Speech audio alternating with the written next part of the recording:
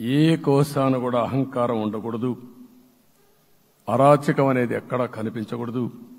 ఈ రాష్ట్రంలో అశాంతికి చోటు అనేది లేకుండా ముందుకు పోవాల్సిన అవసరం ఉంది. రాష్ట్ర ప్రజలందరికీ హామీ ఇస్తున్నా, సీఎం వస్తున్నాడంటే చెట్లు కొట్టేయడం, లేకపోతే రోడ్లు మూసేయడం, షాపులు బంద్ చేయడం, పరదాలు కట్టుకోవడం అవన్నీ ఉండవు.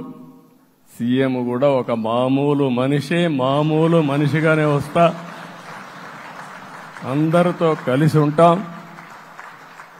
నేను సీఎంగా ఉన్నా, మా మిత్రుడు పవన్ కళ్యాణ్ గారు ఏ హోదాలో ఉన్నది కూడా రేపు అనౌన్స్ చేసుకుంటాం.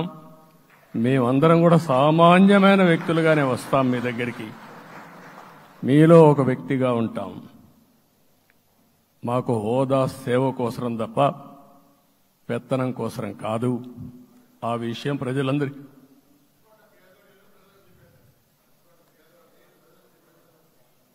అవన్నీ చేస్తాం. ఇంకొక పక్కన నిన్న మొన్న నేను వస్తానంటా ఉంటే వాళ్ళకు కూడా తెలుసు కాబట్టి ఎన్డీఏ అభ్యర్థిగా అంటే శాసనసభ నాయకుడిగా ఎన్నుకుంటారనే ఉద్దేశంతో, ముఖ్యమంత్రి అవుతాను ఉద్దేశంతో రోడ్లన్నీ కూడా నిలిపేస్తాను. నేను ఒకటే చెప్పాను, మేము వచ్చినప్పుడు ఒక్క నిమిషం ఒక సిగ్నల్కి ఇంకొక సిగ్నల్కి కొద్దిగా గ్యాప్ పెట్టుకోండి. అవసరమైతే ఒక 5 నిమిషాలు లేట్ అయినా మాకు పర్వాలేదు, కానీ ప్రజలు ఎవ్వరికీ ఇన్కన్వీనియన్స్ కలగకూడదని చాలా స్పష్టంగా ఆదేశాలు ఇచ్చాం. కాబట్టి అవన్నీ మనం చేద్దాం.